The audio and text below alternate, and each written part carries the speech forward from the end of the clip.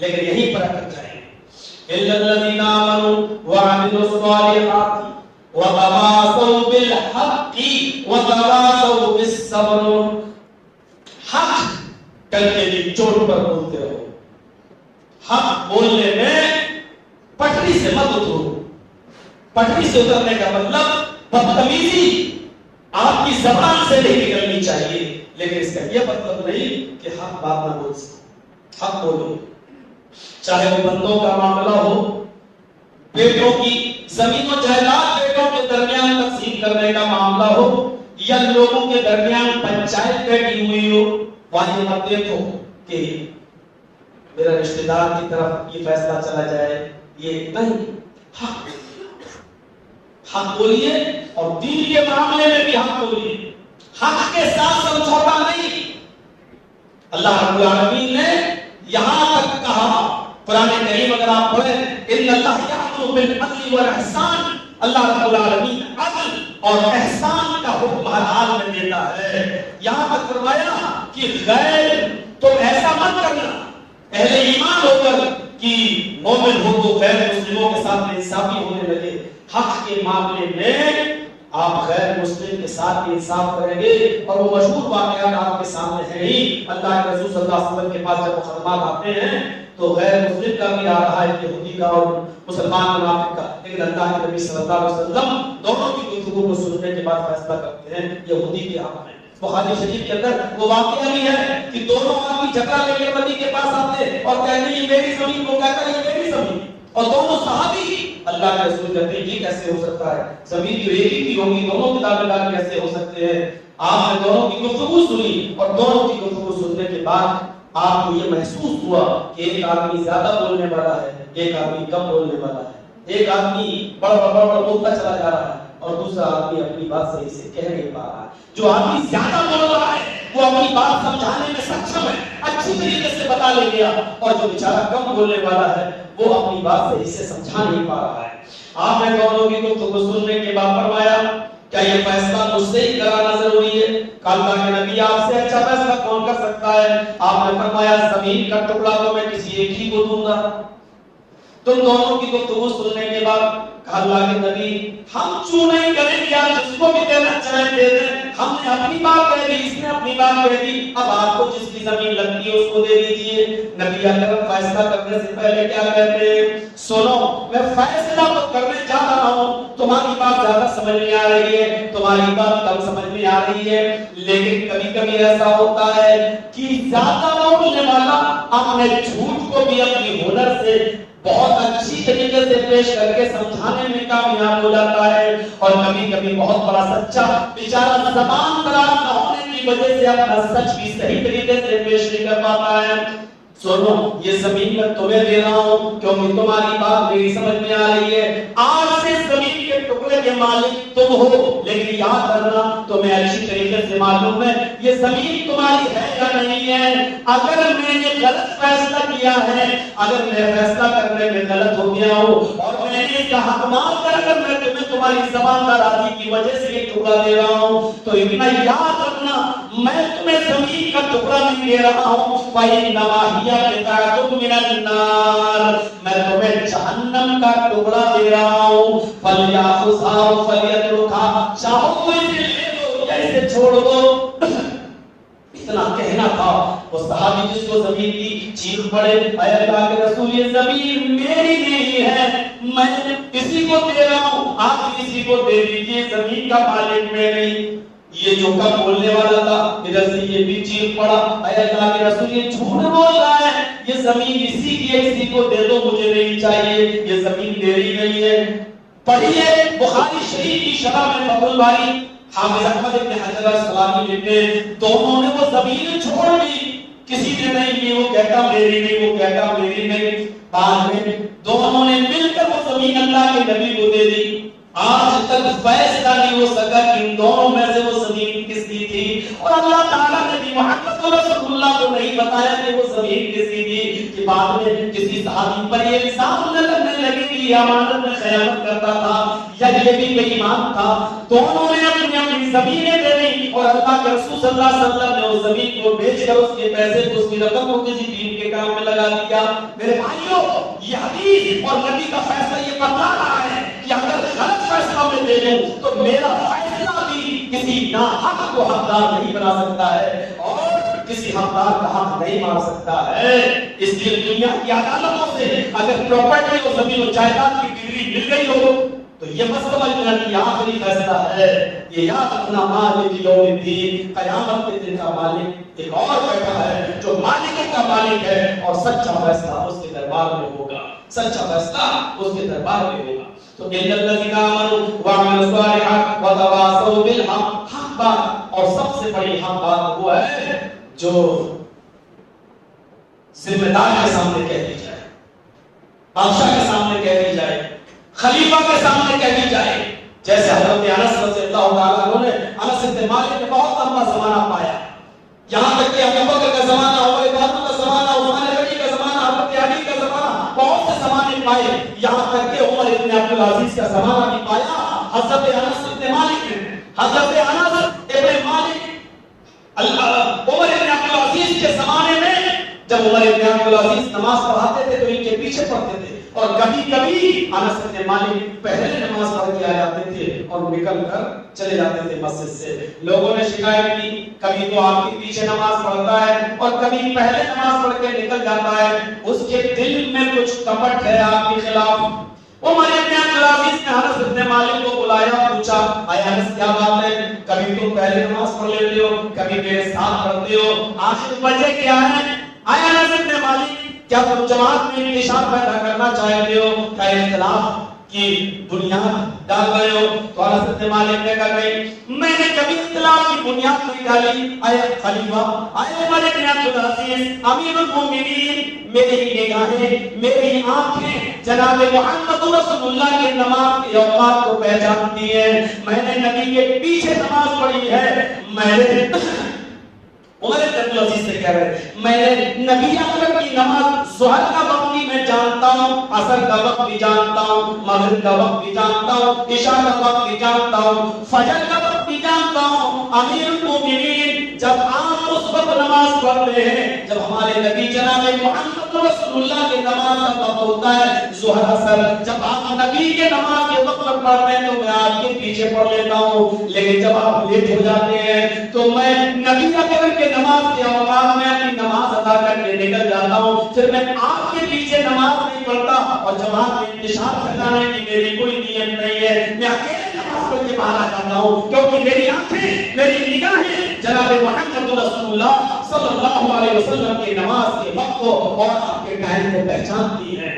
پھر خلیفہ عمر بن عبد العزیز نے اس سے نماز کا ٹائم ٹیبل لیا اور وہی نماز کا ٹائم ٹیبل سورج اتنا ہو تو یہ اتنا ڈھل جائے اور یہ وہ ساری چیزیں انہوں نے اس حساب سے نوٹ کر کے پھر اس حساب سے نماز پڑھنا شروع کر دیا.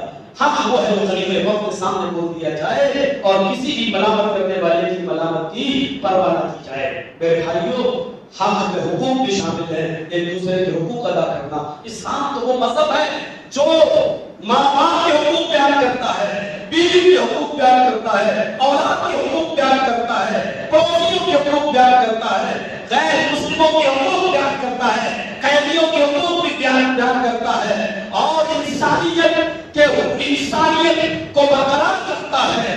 یہاں تک کہ پیٹ میں بچہ اگر کسی عورت کے پل رہا ہے, اگر وہ ناجائز ہی کیوں نہ ہو, زنا کی پیداوار ہی کیوں نہ ہو, اگر دھوکے سے تو لڑکا لڑکی نے زنا کر لیا اور کسی طریقے سے حمل پھیل گیا تو شریعت اس بچے کی حفاظت کی ذمہ داری ہے. غلطی دونوں کی ہے, بچے کی پیدائش کے بعد ان دونوں کو شریعت کے مطابق سزا دی جائے گی, لیکن جو حمل پھیل گیا ہے اس معصوم کا کوئی قصور نہیں ہے, اس لیے اس کو دنیا میں آنے کا حق ہے, اس کو بھی نماز پڑھنے کا حق ہے, اس کو بھی اسلام پر عمل کرنے کا حق ہے, اس کو بھی عالم قرآن اور عالم حدیث بننے کا حق ہے, اس کو بھی اپنی جنت بنانے کا حق ہے. اسلام اس بچے کو بھی گرانے کی اجازت نہیں دیتا ہے. میرے پیارے ساتھیوں, یہاں تک کہ اسلام کے اندر جانوروں کے حقوق بھی متعین کر دیے گئے ہیں.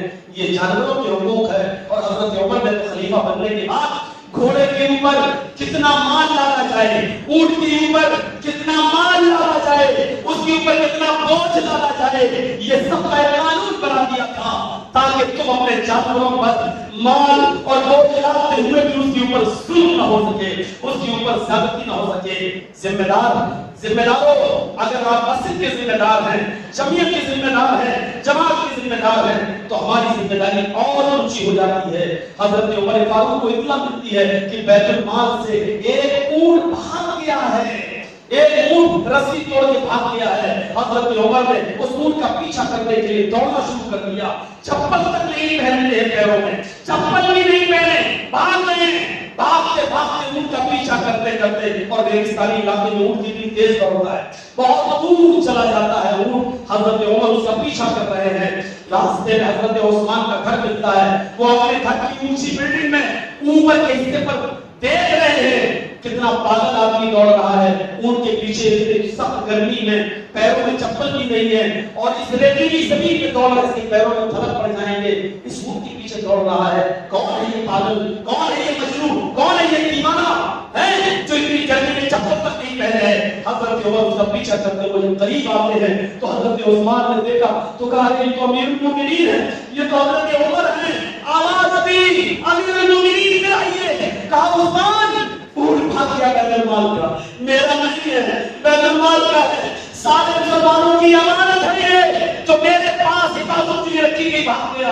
حضرت عثمان مسکرا کر کہتے ہیں امیر المومنین، میں اپنے غلاموں کو بھیج دیتا ہوں، میں اپنے خادموں کو بھیج دیتا ہوں، ابھی پکڑ کر لاتے ہیں، آپ ادھر آئیے، پانی پیجیے۔ الفاظ دیکھیے، الفاظ تاریخ خطیب کے، الفاظ دیکھیے تاریخ طبری کے، الفاظ دیکھیے البدایہ والنہایہ حافظ ابن کثیر کے۔ میرے بھائیوں، حضرت عمر فاروق نے کہا عثمان، تیرا پانی تجھے مبارک، تیرا پانی تجھے مبارک، تیرا پانی باہر لے جائے، اپنا پانی اپنے پاس رکھ، اگر یہ اونٹ غائب ہو گیا تو قیامت کے دن میں اپنے رب کو کیا منہ دکھاؤں گا۔ دوڑے، بھاگے، اور اس اونٹ کو پکڑ کے لائے اور بیت المال میں پہنچا دیا۔ تو بیت المال کے ذمہ داروں کو اکٹھا کر کے پوچھا اس اونٹ کے بھاگنے کی وجہ کیا ہے؟ اونٹ کو کیا چارہ کم کھلاتے ہو، دانا کم دیتے ہو، کیا وجہ ہے؟ تو ایک خادم نے بتایا بیت المال کے، اس اونٹ کی تم اٹھا کر دیکھیے امیر المومنین، اس کی لیٹرین کے راستے میں زخم ہو گئے ہیں، اس زخم کی تکلیف برداشت نہیں کر پاتا۔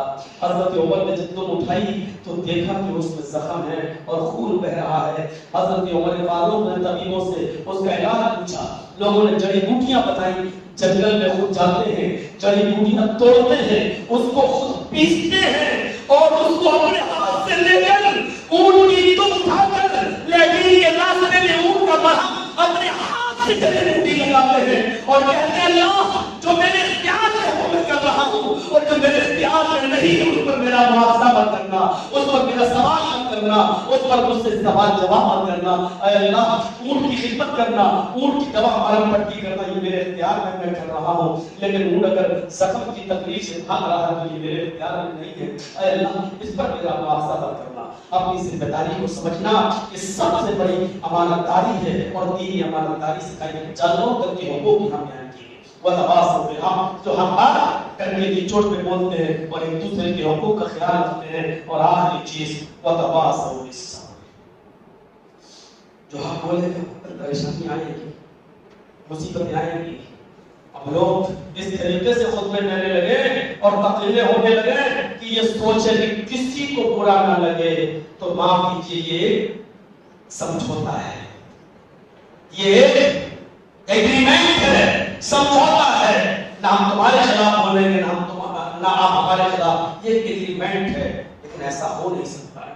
حق بولو گے تو پریشانی تو آئے گی، سچ بولو گے تو سننا تو پڑے گا ہی، جیلوں میں بھی جانا پڑ سکتا ہے، مصیبتیں۔ اس منبر کے اوپر کھڑے ہو کر حضرت بلال کی پریشانیوں کو بیان کرنے کا حق صرف اس کا ہے جو اپنے اوپر کی ان پریشانیوں کو برداشت کرنے کا کلیجہ اپنے اندر بھی رکھتا ہو، دل و مندہ اپنے اندر رکھتا ہو، جو حضرت خبیب کی طرح آنے والی پریشانیوں کو برداشت کرنے کا دل، کلیجہ اور گردہ اپنے اندر رکھتا ہو، تب وہ توحید کی دعوت اس منبر پر کھڑے ہو کر دے، ورنہ اس سے تو توبہ بھری ہے، راضی رہے رحمان تھی اور خوش رہے شیطان تھی، نہ ہم تمہیں ناراض کریں گے نہ ہم تمہیں ناراض کریں گے، تم سے بھی ہمارے تعلقات ہیں اور آپ سے بھی ہماری اچھی بنتی ہے، یہی تو آج کل سیاست ہے، یہی تو راجنیتی کا ایک حصہ پارٹ بن چکا ہے. اسی کا نام دیکھ رہے ہو پارلیمنٹ کے اندر کیسے ہریالی اور مگرمچھ کے آنسو بہائے جا رہے ہیں.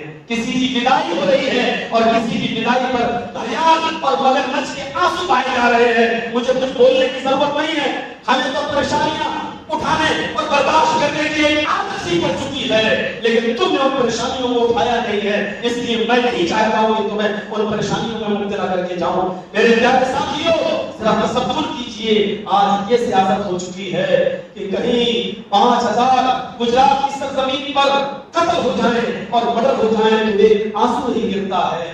کبھی سی اور ایل آر سی کے چکر میں فیروز آباد اور شاہین باغ پر گولیاں چل جائیں اور 50 مسلمان مار دیے جائیں، ختم کر دیے جائیں تو وہاں ایک شبد نہیں بولا جاتا ہے. اور کسی کا ایک کمرے سے اس کی بدائی ہو رہی ہو تو اس پر ہریالی کے آنسو اور مگرمچھ کے آنسو بہا دیے جائیں. سیاست اور راجنیتی اتنی حد تک گر سکتی ہو میرے بھائیوں، اس کا تصور کبھی نہیں کیا گیا تھا اور نہ کیا جا سکتا ہے. اللہ رب العالمین ہمارے حکمرانوں کو عقل مندی دے اور دانش مندی دے اور ان کی آنکھوں میں ہمارا درد سے نکلنے والے آنسو کی آنکھوں میں پیدا فرمائے. ہماری حقیقی تکلیف کو سمجھنے والے جو بن جائیں. صرف ہریالی آنسو نہیں، ہمارے درد کو حقیقی درد اپنے دل سے سمجھنے لگے، اتنا کافی ہے. تو سب بھی پریشانیاں آئیں گی